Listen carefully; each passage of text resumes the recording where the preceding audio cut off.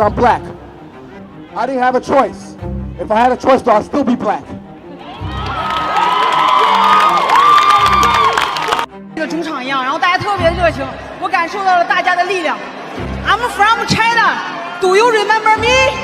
Last style bender, ladies and gentlemen. Has the former UFC middleweight champion Israel Adesanya lost his aura of intimidation entirely? Well, after a shocking defeat against Sean Strickland, it's safe to say that Izzy will, at the very least, need to reassess his strategy.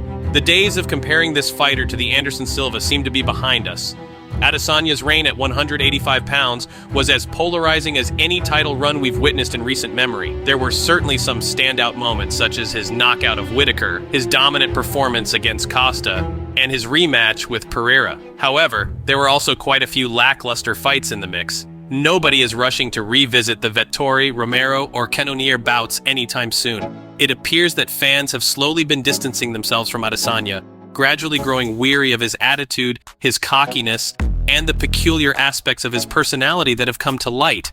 Again, I don't want to piss off Izzy by putting out this weird thing, but he claims, I've never looked for it, but he claims there's a video out there of Adesanya touching a dog's.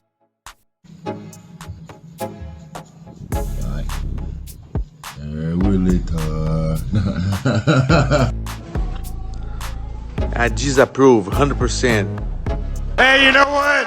You know what, man? The moment I post a video of me jerking off my dog, they will put some credibility to that. Getting puppy porn, man. Sunday, I'm gonna knock this motherfucker out. That's all I give a about. Yeah, I know. Many of these idiosyncrasies were thrust into the public eye by Sean Strickland in the lead-up to their fight. The infamous viral clip featuring his dog and a few other dog-related incidents have created a distinct impression. Manicures and pedicures, these are not typically associated with the fight game. Hell, Strickland cast such an intense spotlight on Adesanya that many people openly questioned his sexuality. There he is. Thank you so much for doing this, Izzy. And I was hoping that you'd be in bed shirtless, because it kind of is a thing for you now, being on the show in bed shirtless. I mean, that's... Okay, stop it now. I mean, really. I mean, really. To an easy 50, listen to what his son said. Do you think you can take Israel? I don't want to fight Adesanya due to just his gay antics. Callum, don't say that. We're on live. Adesanya due to his gay antics. You've thrown me off. What are you doing? Don't say shit like that. Do not say stuff like that. Well. Winner's been. With my boyfriend, look at me. Give me a kiss. Oh, I love you.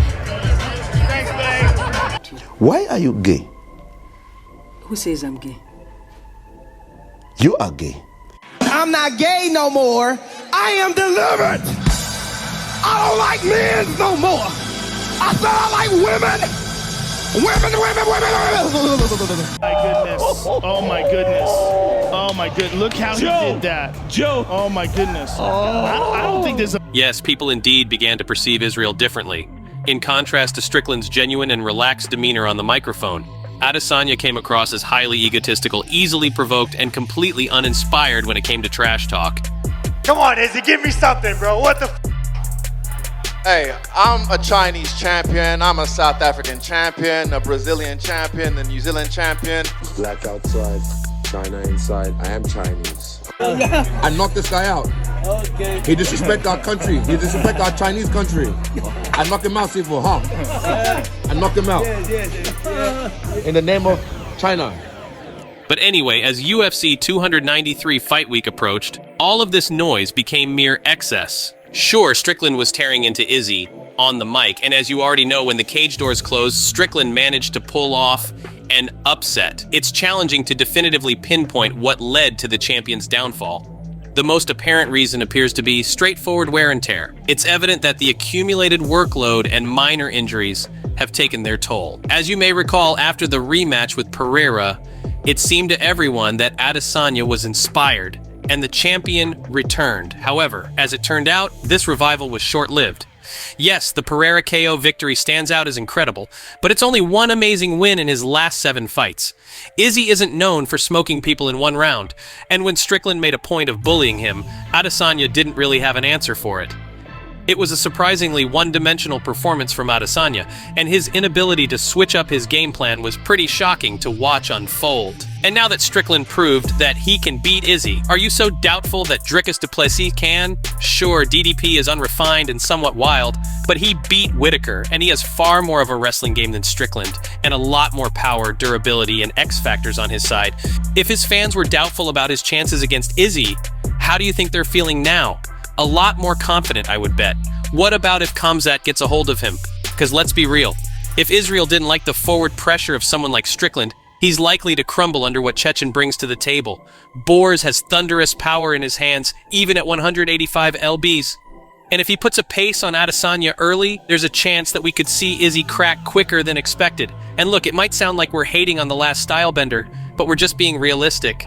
Adesanya is perfectly capable of getting it all back, of becoming a 3-time middleweight champion, and all things considered, he probably will be the betting favorite if he does get that rematch with Strickland. Speak to Israel Adesanya yet? We're still kind of waiting to see. I have not. I know he's in LA right now, working on some stuff, but no, I haven't talked to him. Are you waiting to hear from him before you decide what to do at middleweight? No.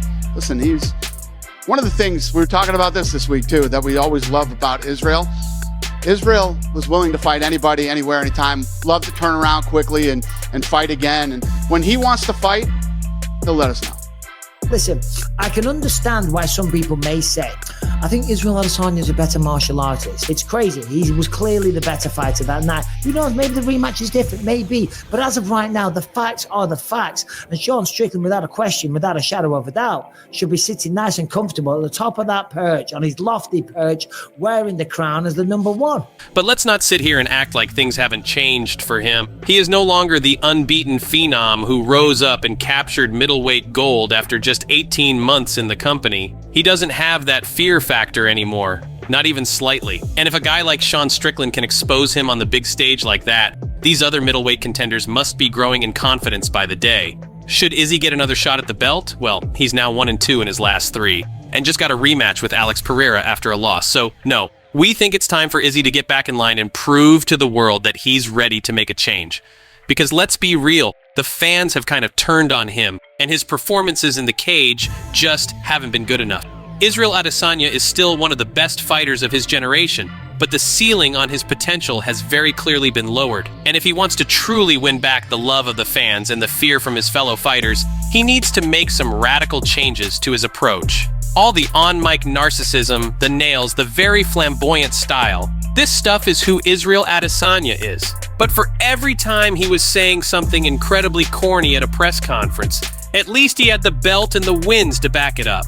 Now he has neither, and it's pretty fair to say that the most interesting chapter in his career has just begun. That's all for today. If you enjoyed the video, please don't forget to like and subscribe to the channel. Your support is greatly appreciated. Thank you in advance.